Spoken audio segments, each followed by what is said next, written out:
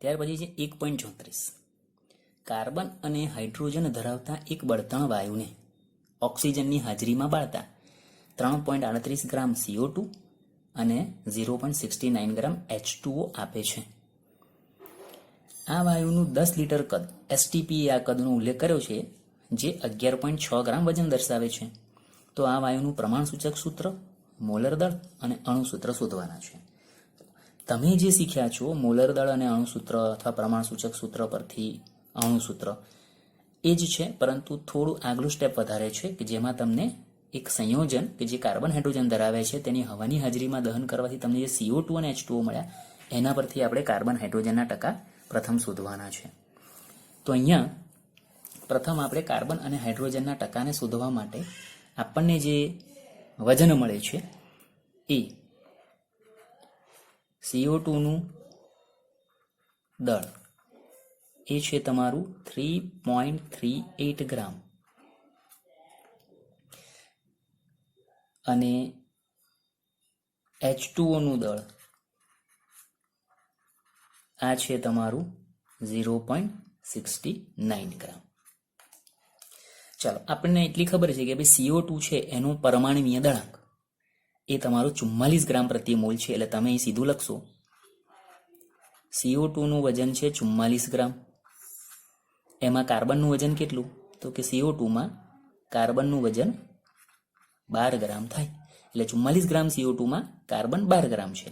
તો આપણને જે CO2 મળ્યા છે એનું દળ છે 3.38 ગ્રામ. માટે 3.38 ગ્રામ CO2 માં કાર્બનનું વજન કેટલું? તો તમે આના પરથી 3.38 ગુણ્યા 12 છેદમાં 44 કરશો તો તમને કાર્બનનું જે છે વજન એ મળશે 0.922 ગ્રામ. આ કાર્બનનું વજન મળ્યું. ચાલો, એ જ પ્રમાણે હવે H2O માટે લખીએ. H2O જેનું આણ્વીય દળ થશે 18 ગ્રામ. 18 ગ્રામ H2O માં હાઇડ્રોજનનું વજન કેટલા ગ્રામ છે? તો કે 2 ગ્રામ છે. તો તમને મળેલા H2O માં એટલે કે 0.69 ગ્રામ H2O માં હાઇડ્રોજનનું વજન કેટલા ગ્રામ થશે? 0.69 ગુણ્યા 2 ભાગ્યા 18 કરીએ તો તમને જવાબ મળે છે 0.0767 ગ્રામ. આ હાઇડ્રોજનનું વજન મળ્યું. તો આપણને જે કાર્બન હાઇડ્રોજન ધરાવતો જે પણ પદાર્થ છે એમાં કાર્બનનું વજન 9.922 ગ્રામ અને હાઇડ્રોજનનું વજન 0.0767 ગ્રામ છે. એટલે આના પરથી આપણે અહીં સીધું લખી શકીએ કે માટે તમને જે હવે સંયોજન મળ્યું એ સંયોજનનું દળ કેટલું થશે? તો કે સંયોજનમાં રહેલ કાર્બન અને હાઇડ્રોજનનું કુલ દળ તો એ છે તમારું 0.922 પ્લસ 0.0767 બરાબર 0.9987 ગ્રામ. આ તમારું કુલ વજન થઈ ગયું સંયોજનનું. તો તમારી પાસે હવે જે કુલ દળ મળ્યું એ કુલ દળ પરથી તમે હવે કાર્બન અને હાઇડ્રોજનના ટકા બહુ આરામથી શોધી શકશો અને એ તમને ગણતરી કરતા આવડે એવું પણ છે. તો આપણે હવે કાર્બન હાઇડ્રોજનના ટકા શોધી લઈએ પહેલા. તો અહીંયા આના પરથી આપણે હવે પહેલા કાર્બનના ટકા શોધીએ. તો આપણું કુલ દળ જે છે એ કુલ દળ તમારું છે 0.9987 ગ્રામ. એના ટકા થશે 100. તો આપણને ખરેખર એની અંદર કાર્બનનું દળ કેટલું મળ્યું છે? 0.922. એટલે આખું જે વજન છે એ 100% ગણીએ તો કાર્બનનું વજન તમારું 0.922 છે. એના કેટલા ટકા કાર્બનના થશે?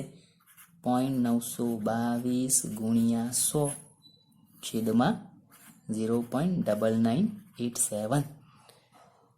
તો અહીંયા તમને આના પરથી કાર્બનના ટકા મળે છે 92.32%. કાર્બનના ટકા થઈ ગયા. ચાલો, બીજું એ જ પ્રમાણે હાઇડ્રોજનના ટકા શોધીએ. તો હાઇડ્રોજનના ટકા માટે કુલ વજન આપણું છે 0.9987 ગ્રામ.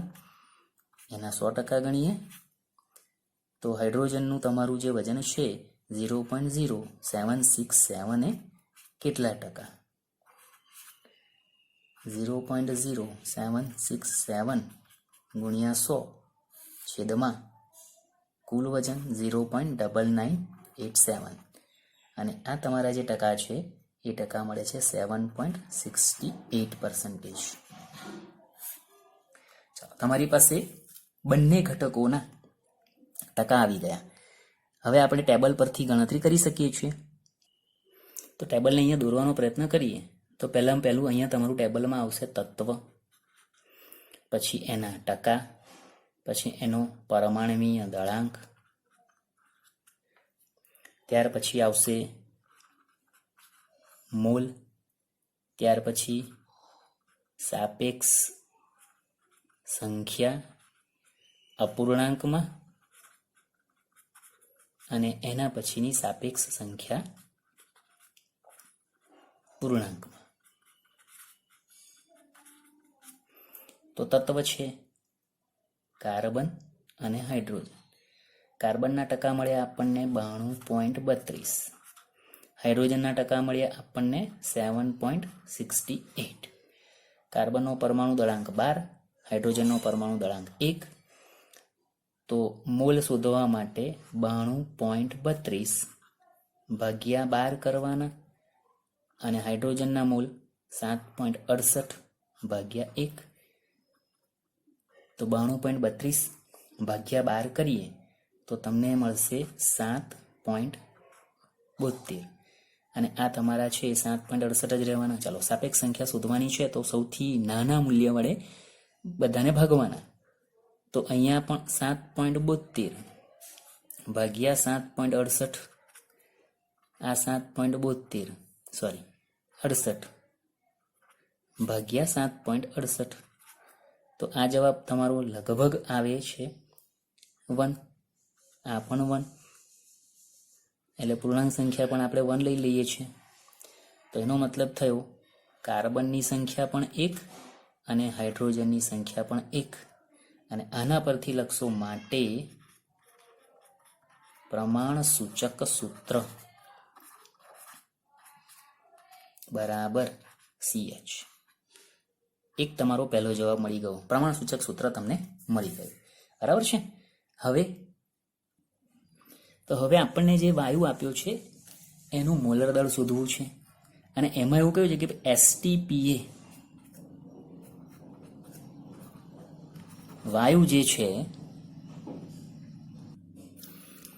એનું કદ આપ્યું છે તમને 10 લીટર અને વજન આપ્યું છે 11.6 ગ્રામ. હવે આપણને ખબર છે કે 22.4 લીટર STPA વાયુનું કદ હોય તો એના 1 મોલ ગણાય.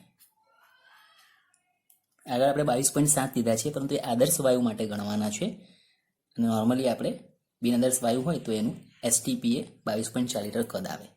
એટલા માટે આજે આપણે 22.4 લીટરની ગણતરી કરીશું. 22.4 લીટર કદે 1 મોલ ગણાય. તો આપણને ખરેખર એનું કદ મળ્યું છે 10 લીટર. તો 10 લીટર કદ હોય તો એના મોલ કેટલા? તો આના પરથી આપણને મોલ મળી જવાના. 10 ભાગ્યા 22.4 તો ભાગાકાર કરશો તો તમને મળે છે 0.446 મોલ. આ વાયુનું કદ થઈ ગયું તમારું, મોલ થયા વાયુના. હવે આપણને એ પણ ખબર છે કે મોલ પરથી આપણે વજન પર પણ જઈએ. અહીંયા તમને જે વજન આપ્યું છે એ 11.6 ગ્રામ છે, એટલે એનો મતલબ કે 0.446 મોલ જે છે એનું વજન તમારું 11.6 ગ્રામ થાય. તો એના પરથી 1 મોલનું વજન કેટલું થાય એ પણ શોધી શકાય. એટલે એના પરથી આપણને વજન પણ મળી જશે. તો આપણે હવે બીજું પદ મૂકીએ. 0.446 મોલ નું વજન 11.6 ગ્રામ. તો 1 મોલનું વજન કેટલા ગ્રામ? તો 11.6 ભાગ્યા 0.446 અને એ તમારો જવાબ આવે છે 26 ગ્રામ. તો આ જે છે એ તમારું 1 મોલનું વજન એટલે મોલર દર થયું, એટલે આપણે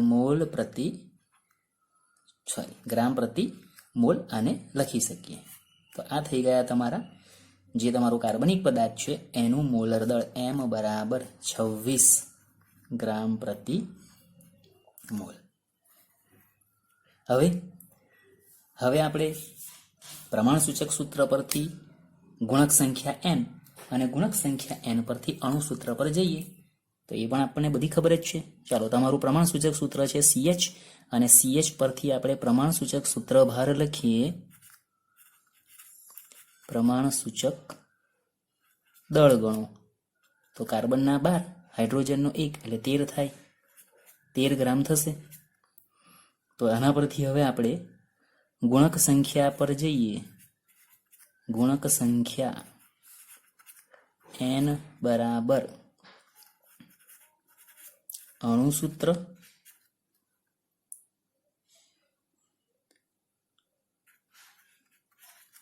છેદમાં પ્રમાણસૂચક સૂત્રભાર. અણુસૂત્રભાર એટલે કે પરમાણ્વીય દળ છે આપણું 26 ગ્રામ અને પ્રમાણસૂચક સૂત્ર દળ છે 13, એટલે તમને ગુણક સંખ્યા 2 મળી. ચાલો, તો આના પરથી હવે અણુસૂત્ર બરાબર n કૌંસમાં પ્રમાણસૂચક સૂત્ર. તો 2 ના પ્રમાણસૂચક સૂત્ર CH છે એટલે તમે C2H2 આ તમારું જે કાર્બનિક પદાર્થ છે એનું અણુસૂત્ર થયું. આ અણુસૂત્ર ગણાશે. 1.35 CaCO3 કેલ્શિયમ કાર્બોનેટની HCl સાથેની પ્રક્રિયાથી તમને CaCl2 CO2 અને H2O મળે છે. તો આ જે પ્રક્રિયા છે એમાં 25 મિલી.75 મોલર HCl સાથે સંપૂર્ણ પ્રક્રિયા કરવા CaCO3 નું કેટલું દળ જોઈશે આ તમારો પ્રશ્ન છે. તો પહેલું તો આપણને દળ પૂછ્યું છે એટલે સમીકરણ પરથી કોનું કેટલું દળ અહીંયા આગળ વપરાય છે એ આપણે લખીએ.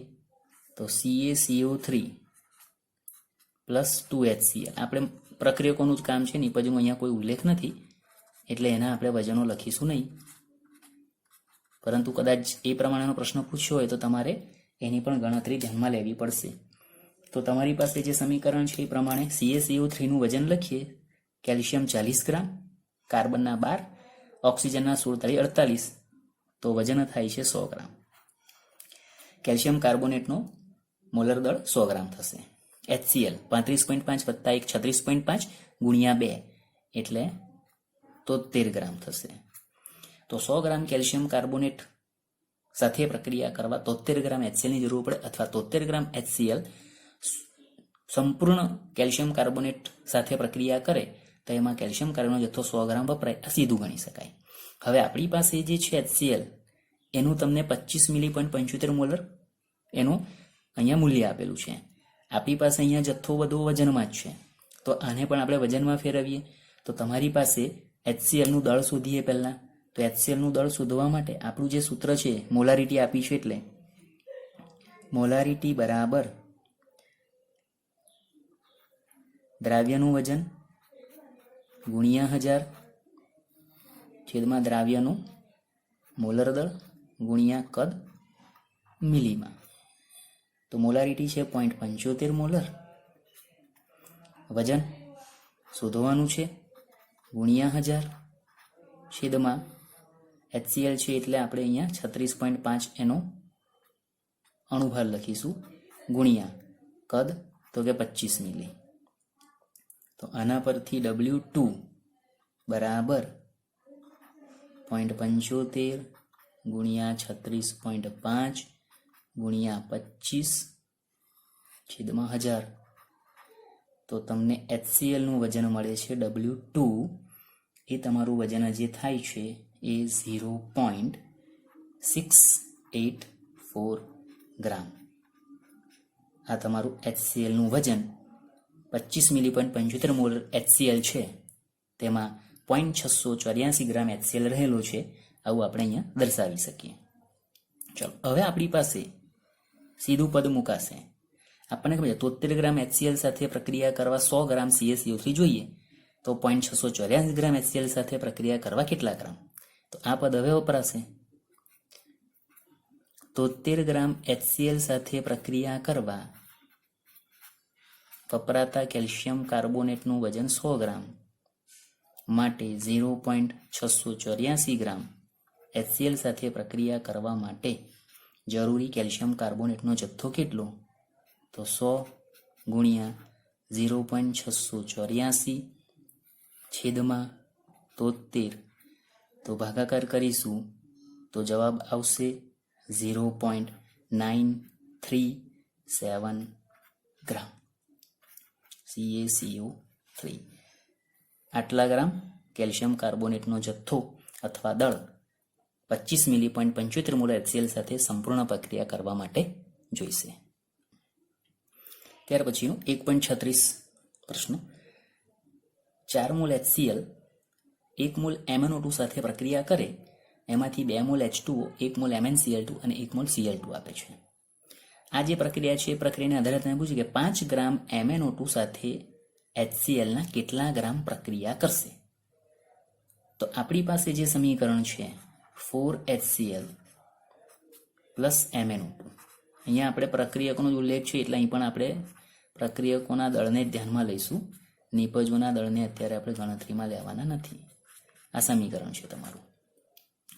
HCl નું મોલર દળ છે 36.5, એને ગુણ્યા 4 કરીએ તો 146 ગ્રામ થશે. MnO2 એનું તમારું દળ થાય છે 87 ગ્રામ પરમાણુ દળાંક. તો તમારી પાસે આ પદ છે કે 146 ગ્રામ HCl સાથેની પ્રક્રિયામાં 87 ગ્રામ MnO2 વપરાય, અથવા 87 ગ્રામ MnO2 146 ગ્રામ HCl સાથે પ્રક્રિયા કરશે. હવે આપણને અહીંયા MnO2 ના 5 ગ્રામ આપ્યા છે અને એની મદદથી HCl કેટલો વપરાશે એ પૂછ્યું છે. તો સીધું પદ છે 87 એ 146 ગ્રામ, આપણું પદ થાય 87 ગ્રામ MnO2 સાથેની પ્રક્રિયામાં વપરાતો HCl 146 ગ્રામ છે, માટે 5 ગ્રામ MnO2 સાથેની પ્રક્રિયામાં કેટલા ગ્રામ HCl વપરાશે? 5 ગુણ્યા 146 ભાગ્યા 87, 8.39 ગ્રામ HCl 5 ગ્રામ MnO2 સાથે પ્રક્રિયા કરશે. આ તમારો 8.39 ગ્રામ જવાબ છે.